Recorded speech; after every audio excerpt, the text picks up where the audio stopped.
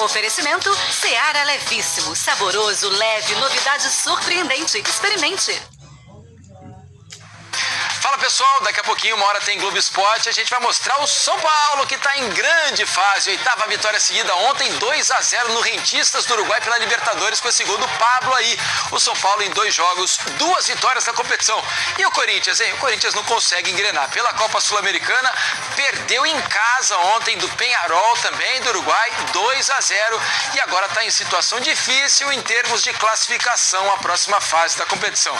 Isso e muito mais do Globo Esporte, espero você à 1h da tarde. Até lá.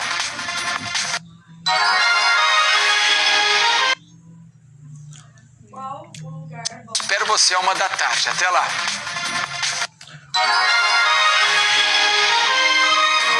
Esperança.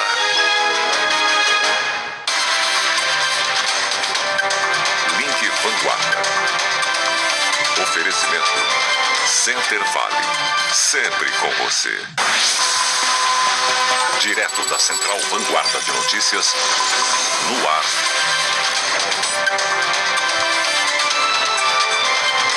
Link Vanguarda. Olá, uma boa tarde para você. A sexta-feira chegou, agora 12:02. Oi, boa tarde. Se depender da cara do céu de São José dos Campos, o fim de semana e o feriado serão de preguiça. Neste momento faz 21 graus na cidade. Agora, a imagem do centro de São José dos Campos. A partir de amanhã, o comércio vai poder funcionar por mais tempo. É mais um passo da fase de transição do Plano São Paulo. Só que os dados da pandemia não têm acompanhado essa evolução. De amanhã tem venda do tradicional bolinho caipira dos Vicentinos de São José. E ainda a sua participação na campanha A Minha Mãe Conectada. Os filhos da nossa região estão apresentando seus talentos na música, na poesia e na atuação. Olha, é cada vídeo. Você vê tudo isso a partir de agora no Link Vanguarda.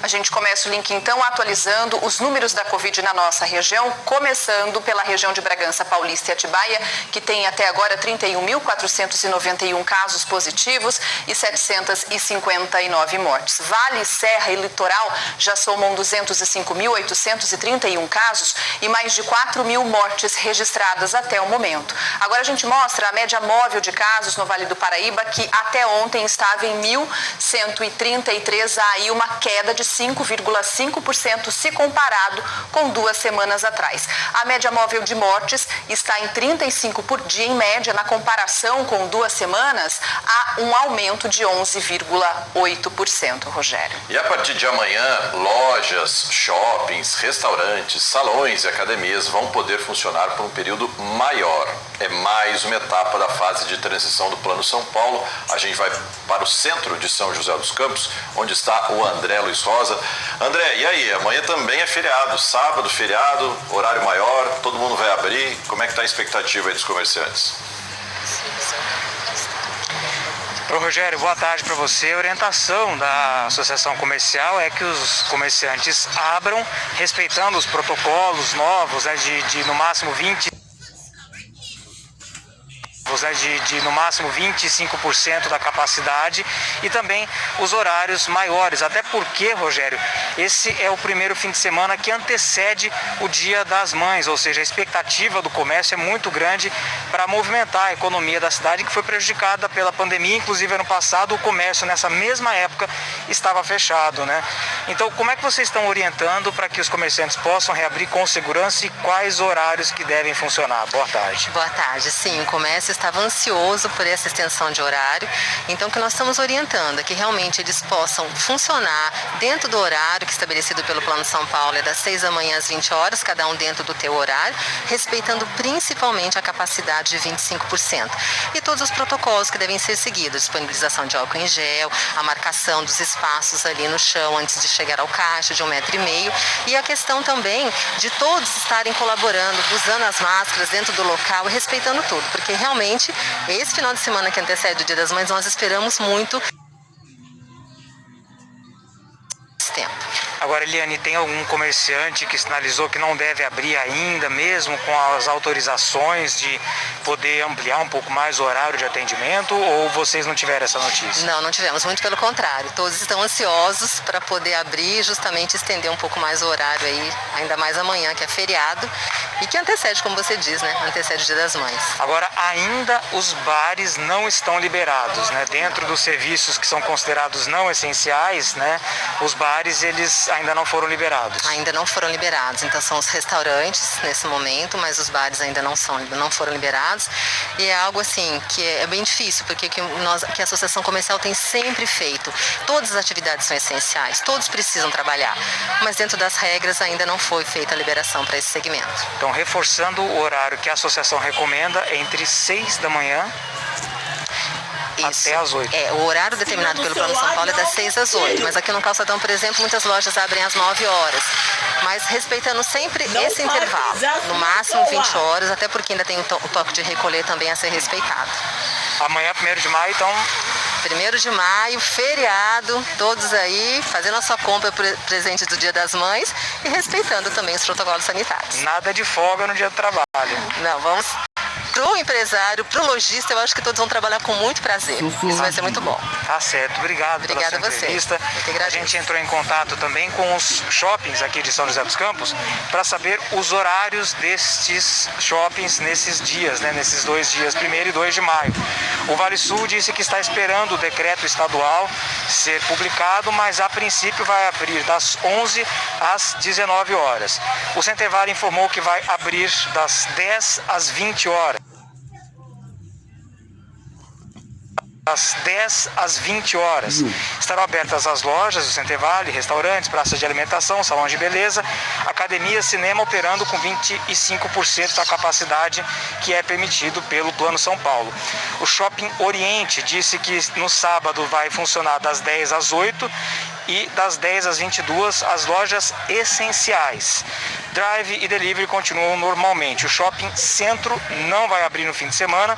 O Colinas vai abrir no sábado das 10 às 20, domingo das 13 às 20 horas. Cinemas também no Colinas, do Shopping Oriente e do Center Vale e do Vale Sul também estão liberados, respeitando o limite de 25% da capacidade. Voltamos ao estúdio. A palavra é essa, né, André? Respeito. Obrigado aí pelas informações. Infelizmente, a gente já viu esse filme, né, de reabertura do comércio e depois um fechamento de novo. Então, a gente sabe que os comerciantes tomam muito cuidado, sofreram demais aí com o fechamento, vários dias, meses com lojas. Tomou banho ainda? Ele tá tomando banho.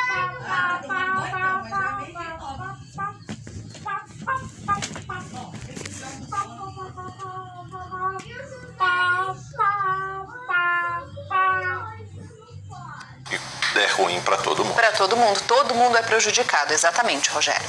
Bom, agora 12:08, um acidente complicou o trânsito hoje de manhã na rodovia Presidente Dutra. Uma van bateu na traseira de um caminhão e 2 pessoas ficaram feridas.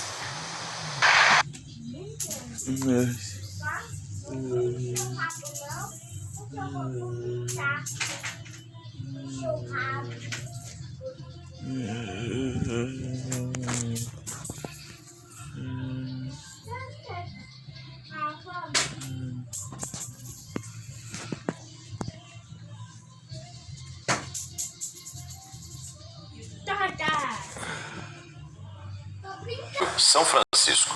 Segundo o boletim médico, o prefeito fez exames de tomografia no crânio e foi encaminhado para a UTI para acompanhamento neurológico.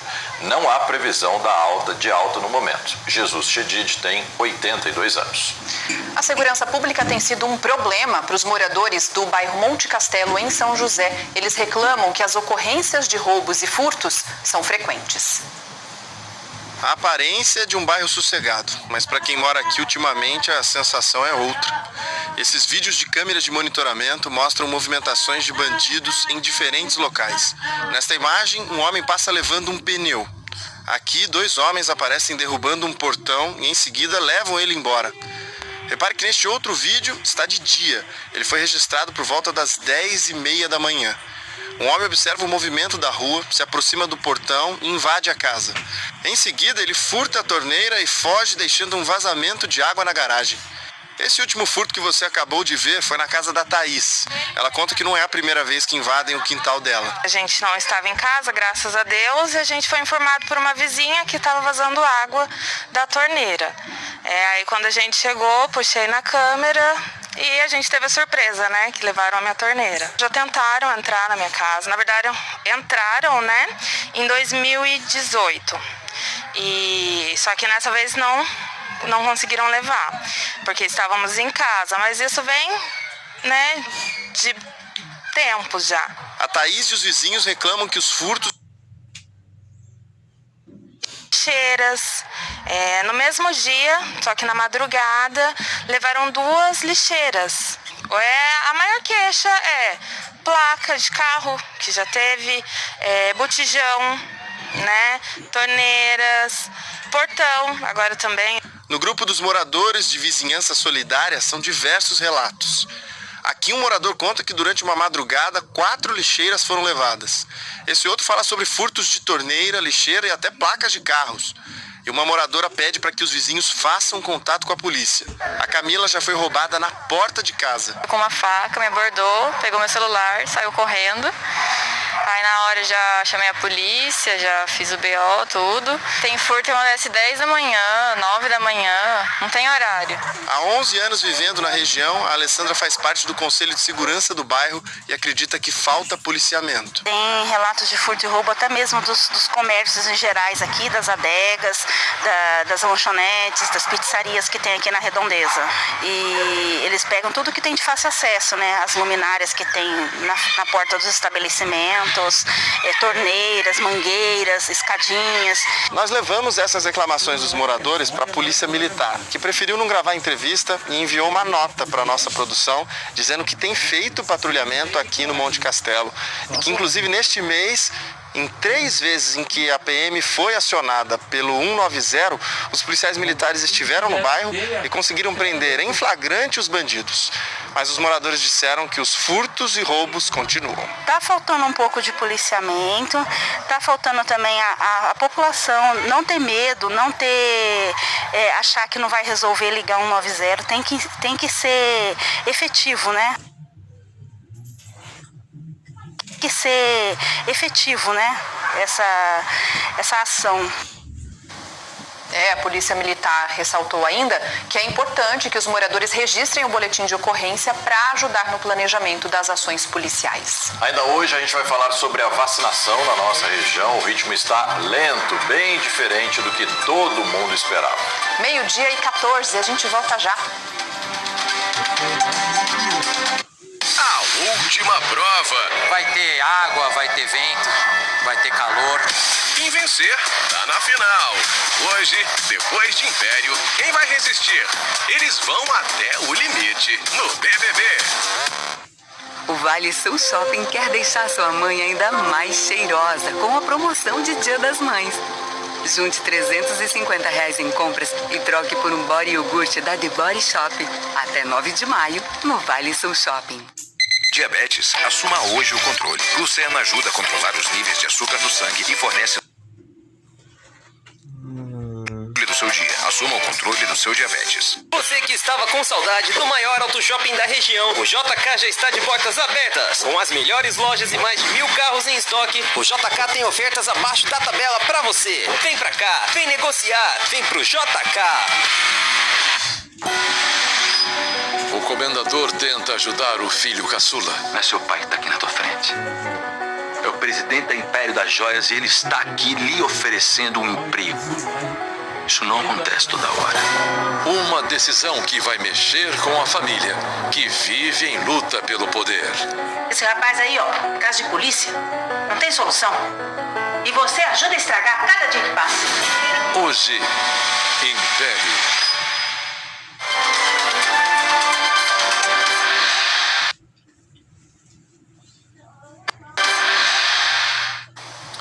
Hoje é o último último dia de abril, o mês que mais moradores de Taubaté pegaram Covid-19.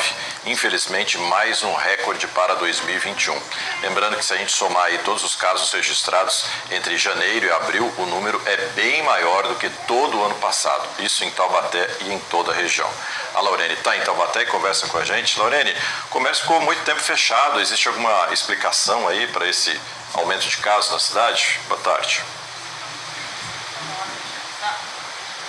Oi, Rogério, boa tarde para você, boa tarde para todos. Olha, a transmissão está maior e mesmo com essas medidas mais restritivas, como você disse, a preocupação tem sido principalmente com festas, eventos clandestinos. A gente vai conversar com o secretário de Saúde que vai explicar tudo isso certinho. Secretário, então, por que uma preocupação maior com esses eventos clandestinos? Isso tem feito aumentar os casos em Taubaté? Boa tarde. Boa tarde. Na realidade, os eventos e as festas clandestinas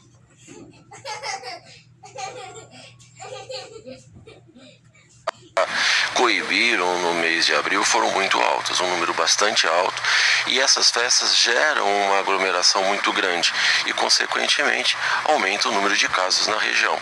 E um aumento ainda no número de casos para essa faixa etária, né, de pessoas que acabam frequentando essas festas. A gente está no último dia do mês, vocês já têm um levantamento do mês todo? Dá para dizer o perfil, por exemplo, da idade das pessoas que mais tiveram Covid? Sim, dá sim. Nós já finalizamos esse levantamento no dia de hoje, e a faixa etária de mais acometida desses 5.977 casos foram de 30 a 39 anos, 1.270 casos, de 40 a 49 anos, 1.183 casos, e de 20 a 29, um aumento bastante grande de 1.058 novos casos para essa faixa etária. Inclusive, por exemplo, de um dia para o outro, a gente teve de ontem para hoje mais de 300 novos casos. São números que assustam e aí fica aquela preocupação em relação às mortes. Como é que a gente ficou nesse mês de abril aqui na cidade? Isso, assusta sim, né? E quanto mais próximo do final de semana e de feriados, essas festas acabam aumentando, né? E todo um trabalho de fiscalização tem que acontecer de maneira mais rígida. E isso também reflete, em alguns casos, em função da necessidade de uma internação maior de um número de pessoas nos hospitais. Óbitos em Taubaté, nesse mês, 124, e a faixa etária de 70 a 79, com 33 casos, 60 a 69 anos, 32 casos, 50 a 59, 24 casos, e de 40 a 49 anos, tivemos 15 casos. A gente observa aí por esses dados que a gente não tem uma mortalidade muito grande, por exemplo, em idosos acima de 80 anos. Isso já é os idosos que já tomaram as 2 doses, e aqueles que estão tomando agora, né, a segunda dose da AstraZeneca, eles já estão com uma imunização bastante boa. E com isso, nós não temos mais observados internações ou procuras na nossa rede hospitalar de idosos nessa faixa etária. Então, a vacina para essa faixa etária está funcionando. E para que continue tendo proteção, que esses números comecem a diminuir, a gente precisa da vacinação completa com segunda dose. Como é que o município está nesse momento? Porque várias cidades da região já reclamaram, por exemplo, que não receberam doses para a aplicação da segunda. Então, como é que Taubaté está em relação a isso? Sim, na realidade, Taubaté enfrenta a mesma dificuldade das outras regiões aqui do Vale. Temos situações ainda da não... Temos situações ainda da não entrega de doses para complementação da segunda dose e também complementação de primeira dose de algumas faixas etárias e de alguns grupos específicos. Então, temos cobrado o governo do estado no sentido de encaminhar o mais rápido possível essas doses para que a gente consiga finalizar as faixas etárias que ainda não concluíram a vacinação. E falando em primeira dose, já tem previsão de ampliação, secretário? O pessoal está ansioso, aí os idosos a partir de 60 anos para serem vacinados. Bom, ainda nós não recebemos essa informação, mas uma previsão sim de que para a próxima semana possamos já dar início a uma nova faixa etária de vacinação e, se chegar, com certeza estaremos vacinando o mais rápido possível. Só para a gente finalizar, aproveitar a sua presença, porque uma coisa leva a outra, né? A gente fala sobre o perfil dos dados de Covid, vacinação, e é claro que isso respinga também em internação. Hoje, qual é a situação do município? Hoje Taubaté continua com 100 e a UTI baixou para 83%, mas ainda é preocupante porque a enfermaria está muito alta. Agora, a gente tem mais meses pela frente, óbvio, esse enfrentamento à Covid continua. E o que a Prefeitura deve fazer daqui para frente para que maio, por exemplo, não seja como abril, que a gente consiga tentar reduzir, por exemplo? Sim, na realidade a fiscalização continua, né? Ativa, eficiente, no sentido de coibir essas festas mesmo. Todo um trabalho de mídia tem que ser feito e está sendo feito no sentido de conscientizar cada vez mais a população da necessidade de uso de meios de prevenção. Uso de máscaras de maneira correta, lavagem das mãos, evitar aglomeração e um trabalho muito forte, né, no sentido de que o isolamento social e o isolamento residencial, né, domiciliar, melhore. Secretário, obrigada pelas informações, por compartilhar toda essa situação aqui na cidade. Isso é muito importante, a gente vai acompanhando essa situação da pandemia dia a dia e orientando as pessoas, né, sobre a importância do cuidado. Rogério.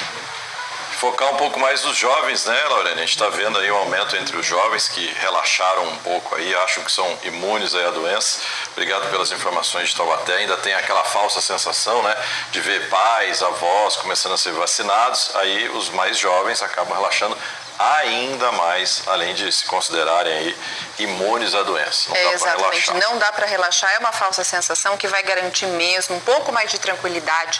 É a vacinação, mas ainda tem aquele período em que é preciso para que o corpo crie anticorpos para a vacina. E a gente fala sobre isso agora mesmo, sobre quantas pessoas já foram vacinadas na nossa região. Vamos dar uma olhada aqui, olha, Vale, Serra e Litoral Norte já tem 394.087 pessoas, pelo menos vacinadas. 37 pessoas, pelo menos, vacinadas com a primeira dose. Isso dá 15,5% da população dessa região. Bragança Paulista e Atibaia tem 21,4%, um pouco mais. Isso dá 68.824 pessoas vacinadas, Rogério. Devagarinho, né? Quando a gente mostra a evolução ao longo do mês, dá para se animar um pouco, né? Quando a gente olha aqui, 1º de abril estava em 10,2% da população. Aqui é Vale, Serra e Litoral. Até ontem batendo aí nos 14,9%, dia 29. Mas quando a gente olha a semana, essa semana que a gente está, a gente vê que a evolução é bem lenta, o ritmo é bem devagar. A gente começou na segunda-feira aí com 13,7%, chegou a 14% na terça-feira, foi se mantendo aí nos 14% e olha, para chegar a 15,5% que a gente mostrou aí, levou aí esses 5 dias, então o ritmo segue lento na região. Fora ainda a questão de problemas com a vacinação que muitas vezes um morador ou outro pode ter na hora para aplicar as doses da vacina contra a Covid-19. 14 mil moradores a partir de 63 anos já foram cadastrados, mas alguns ainda têm dificuldades e acabam ficando na dúvida se conseguiram agendar a vacinação. Caraguatatuba já abriu agenda para o público de 63 anos se cadastrar para receber a primeira dose. Mas tem gente, que nem a dona Fátima, de 64 anos, que ainda nem recebeu a primeira. Eu já fiz esse cadastro há mais de 15 dias e o cadastro fica sempre como pendente. Não muda, não sai do pendente, sempre na mesma situação, pendente. Vai esperando, até quando não se sabe. Para fazer o cadastro no Vacina Caraguá, é necessário baixar o aplicativo Caraguatatuba 156, que está disponível para smartphones. Depois de colocar o CPF e a senha para entrar no aplicativo, tem que selecionar a opção Campanha Covid para fazer o... Campanha Covid para fazer o cadastro da pessoa que será vacinada, informando dados pessoais e o número do cartão SUS. Depois de colocar o endereço também, é necessário anexar uma foto do comprovante de residência e do documento oficial com foto. Depois desse cadastro, vai ser enviada uma notificação do agendamento e a pessoa tem até 24 horas para confirmar isso. Todo esse processo tem deixado muita gente na dúvida, porque não tem sido muito claro, principalmente para quem já tem mais idade. Tem pessoas que não têm nem celular, né? E se a pessoa é muito idosa e não tem familiar, ela não tem nem como se cadastrar no aplicativo. E eles dizem que tem que ser só através do aplicativo. Pelo esquema estipulado, o idoso não direto a uma unidade de saúde sem antes ter esse cadastro no aplicativo, que agenda dia e horário para vacinação. Segundo a Prefeitura, aqueles que tiverem alguma dificuldade, em cada unidade tem um funcionário específico para tirar a dúvida do público. Falando assim, parece fácil, mas na prática não tem sido. A dona Leonor fez o cadastro dela no começo do mês e a mensagem que ela tem até agora é esperar.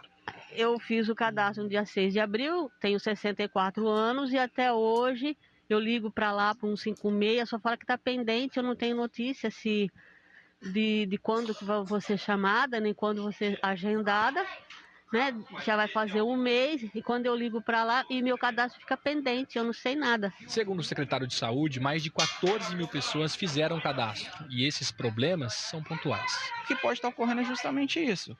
Essa pessoa, ou ela se cadastrou recente, ou ela já foi cadastrada lá atrás e não completou o cadastro, ou ela foi cadastrada e já foi solicitada a presença dela para fazer a imunização e ela não deu ok, fechando ali o ciclo, porque você recebe uma mensagem por e-mail, tá? 24 horas antes da vacinação.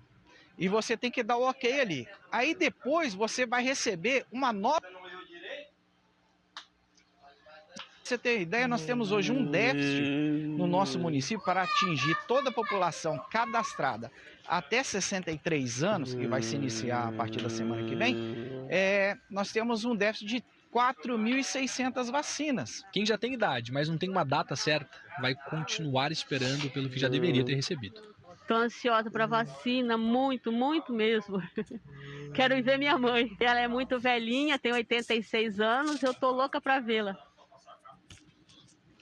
Sobre esse déficit de vacinas informado pelo secretário de Saúde de Caraguatatuba, a gente já conversou com o governo do estado sobre esse assunto, que já informou que segue a referência de estatísticas populacionais estabelecidas pelo Programa Nacional de Imunização para enviar as doses para cada município, Rogério. 12h27, vamos dar uma olhadinha como é que está então a vacinação nas cidades. Olha, as 3 maiores cidades do Vale do Paraíba estão vacinando pessoas com 63 anos ou mais. Um detalhe importante é que em Jacareí, 63 anos, mas nascidos até o mês de abril. Agora a gente mostra outras cidades também vacinando Aparecida, pessoas com 63 anos. Guaratinguetá, pessoas com 62 anos, mas aí também um detalhe, para nascidos até junho. E para finalizar, Cruzeiro, pessoas com 63 anos também podem tomar a primeira dose da vacina. No G1 da Vanguarda, você acompanha os detalhes sobre a vacinação nessas e em outras cidades, os detalhes, horários, locais, inclusive informações também sobre a segunda dose. Isso mesmo. Vamos mudar um pouquinho de assunto? Olha, hoje seria o último dia para entregar a declaração do imposto de renda. E aí, você já entregou a sua? O prazo foi prorrogado. Se você não entregou, que ainda no dia 31 de maio. O repórter Pedro Melo está em São José dos Campos, vai falar mais. Está em São José dos Campos, vai falar mais sobre essa questão. Ô Pedro, mais da metade da população, pelo menos aqui da região, já entregou a declaração, é isso? Boa tarde. Pois é, Águida, mais da metade, mas ainda tem muita gente que precisa fazer a sua declaração. Aqui em São José dos Campos são esperadas 177.753 declarações. Até o momento, pouco mais de 94 mil já foram feitas, dá em torno de 52%, ou seja, ainda tem muita gente.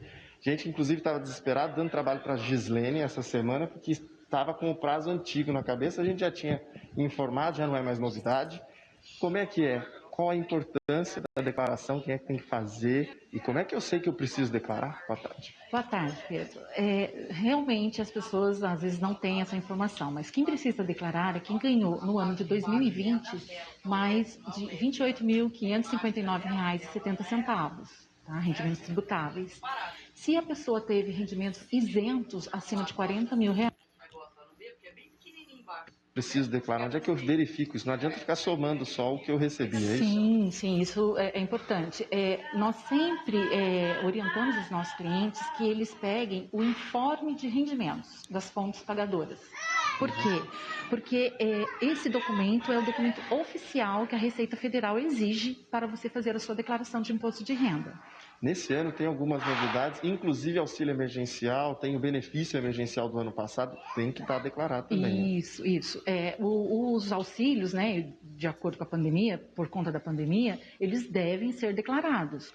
E o ideal é que as pessoas entrem no site do governo e peguem esse informe de rendimentos, tá? Não é só somar e colocar. Peguem o informe de rendimentos para que faça parte oficialmente da sua declaração de imposto de renda. Dúvida que muita gente tem, questão de dependente, preciso declarar, como é que funciona? Ah, sim. Um fato interessante, Pedro, que às vezes as pessoas não sabem, por exemplo, os dependentes, né? Eles são filhos até 21 anos, eles são considerados dependentes. Mas se ele estiver cursando uma universidade, ele pode constar na declaração, né, do pai e da mãe até 24 anos. Isso é interessante. Vai prorrogando um pouquinho desse prazo. Isso. Tem um imóvel, vendi, eu tenho que declarar isso também? Também. Isso é uma dúvida que às vezes as pessoas elas fazem a venda do seu imóvel no decorrer do ano e acham que só vai declarar, né, agora.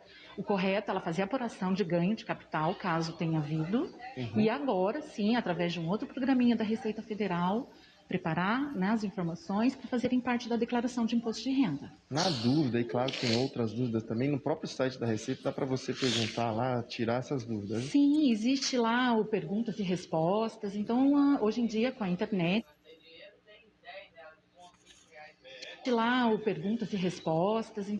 hoje em dia com a internet todo mundo tem acesso, né, através até do celular, então lá tem muitas perguntas e respostas interessantes que o contribuinte pode, né, ver e tirar suas dúvidas. Aproveitava que você é contadora, falou que tinha muita gente procurando, né? Hoje foi aprovado pela Câmara dos Deputados um projeto que prorroga, então, para dia 31 de julho, passou pelo Senado, mas ainda depende de assinatura do presidente Jair Bolsonaro. Você acha que vai prorrogar? Não? Como é que tá? Então, para nós contadores seria o ideal, né? Uma bênção se fosse prorrogado, porque nos daria um fôlego, né? Para prepararmos as declarações. Mas, na minha opinião, não vai ser, Pedro, porque isso pode impactar na arrecadação do governo devido às parcelas, né? Das cotas da declaração de imposto de renda. Hoje elas são em 8. Se for prorrogado para julho, elas podem diminuir para 6. Tá certo, tá então, bom? muitíssimo obrigado. Fica a torcida de um lado e vamos aguardar então o que vai ser decidido, se o presidente vai prorrogar ou não. Volto com vocês no estúdio. Obrigada, viu, pelo lembrete, Pedro. A gente vai para o intervalo agora e daqui a pouco a gente fala do esporte. Tem novidade chegando na região. O time de Itapetininga de vôlei deve se mudar para São José dos Campos. Depois do intervalo, a gente explica essa história. 12h33. Até já. Suzana sabe que Ariclei...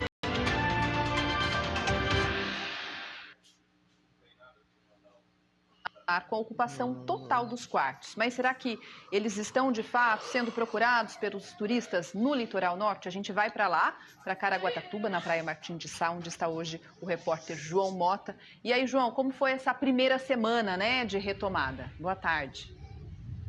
Oi, Agra, boa tarde para você, para todo mundo que está com a gente aqui no Link Vanguarda. A procura tá baixa ainda, né? Mesmo nessa primeira semana aí de reabertura, de readaptação de alguma parte comercial aqui no litoral norte, a procura continua relativamente baixa aqui na parte hoteleira da cidade e no litoral norte como um todo. Aqui em Caraguatatuba, por exemplo, segundo a prefeitura, a taxa de ocupação hoje está em torno de 40%, seguindo o mesmo padrão das últimas 2 semanas, então não teve muita mudança nesse sentido por aqui.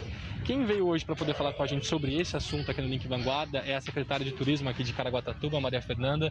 Maria Fernanda, boa tarde para você, tudo bem? Tudo bem, João? Tudo certo. Esse número de 40%, Maria...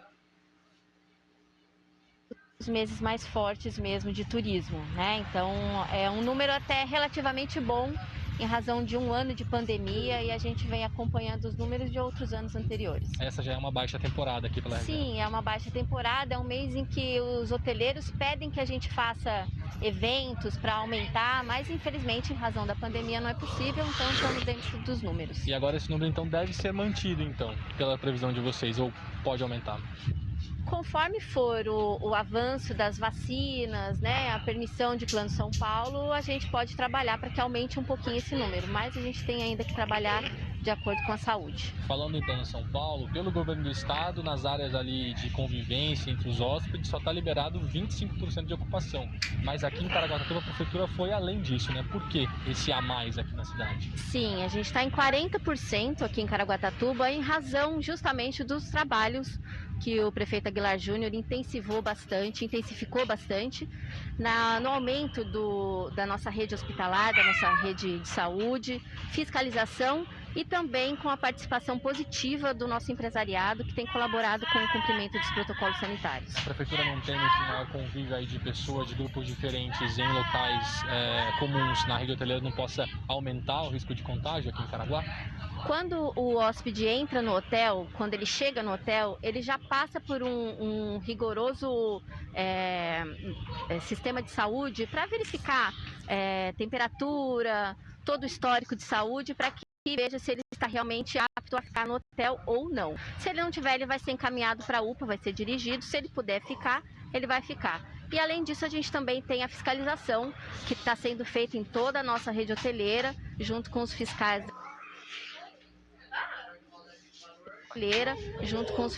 da Vigilância Sanitária, Fazenda.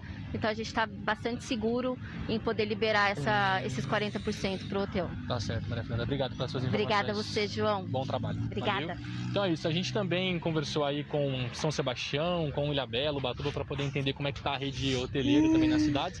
São Sebastião, a prefeitura, teoricamente, estaria obrigando aí, aliás, não está obrigando a apresentação do teste PCR negativo para os hóspedes que chegarem. Fica a critério da rede hoteleira, dos hotéis, se estão exigindo a apresentação desse documento dos hóspedes ou não. Ubatuba, segundo a última informação que a gente tem, que a prefeitura enviou para a nossa produção, a prefeitura continua reunida aí com o grupo de comitê de combate ao coronavírus para poder definir quais são as regras, como vai se dar aí a rede hoteleira na cidade agora nessas próximas fases. Volto com vocês no estúdio, Rogério e Águida. Principalmente nessa fase, né, que já passou a alta temporada. Mesmo assim, o litoral norte tem dias muito bonitos no outono e inverno, sempre com tempo firme, né? Obrigada pelas informações, viu, João? Vamos falar. O Itapetininga pode se mudar para São José dos Campos. A informação da transferência do time de Itapetininga foi confirmada ao GE da Vanguarda por Ricardo Navarras, que deve ser o gestor do projeto em São José. Navarras foi supervisor do vôlei Taubaté e tem carreira no gerenciamento de clubes. A ideia é que a equipe chegue para disputar a próxima temporada da Superliga, que começa no fim do ano. O Itapetininga fez campanha histórica na última edição do torneio ao chegar às semifinais. Segundo Navarras, inicialmente o clube irá se manter em São José com recursos próprios, sem investimento da prefeitura. Tanto que a administração municipal informou que para este ano não tem novos recursos financeiros para destinar ao esporte. Apesar disso, a prefeitura mostrou interesse em trazer uma equipe de vôlei para 2022. E a nova arena de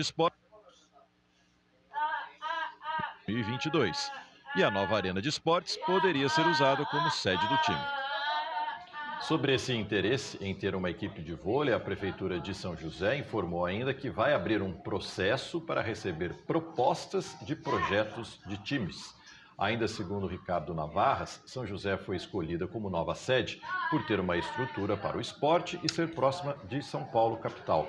A mudança ainda precisa passar por aprovação pela Federação Paulista e Confederação Brasileira de Vôlei. Navarras também disse que o motivo da transferência da sede seria um impasse com a Prefeitura de Itapetininga.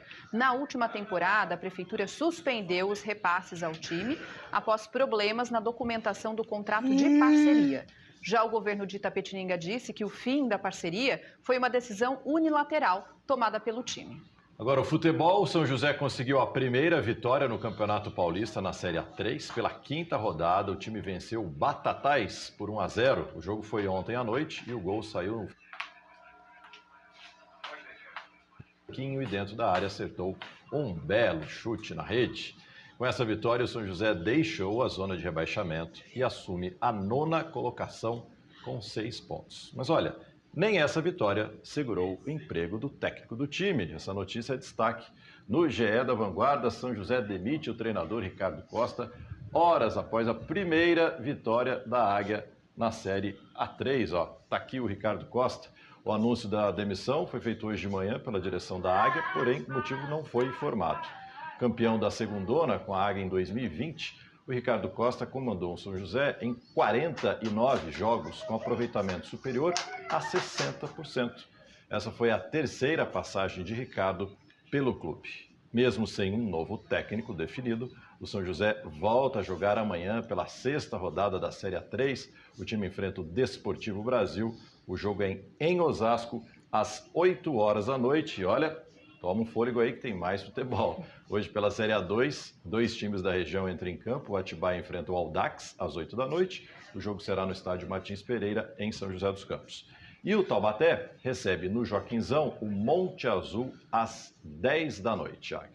Agora no próximo bloco a gente vai falar sobre uma delícia que muita gente estava morrendo de saudade. Olha, é o bolinho caipira. Os voluntários dos Vicentinos de São José já estão nos últimos preparativos para a venda do bolinho. 12h42, a gente volta já.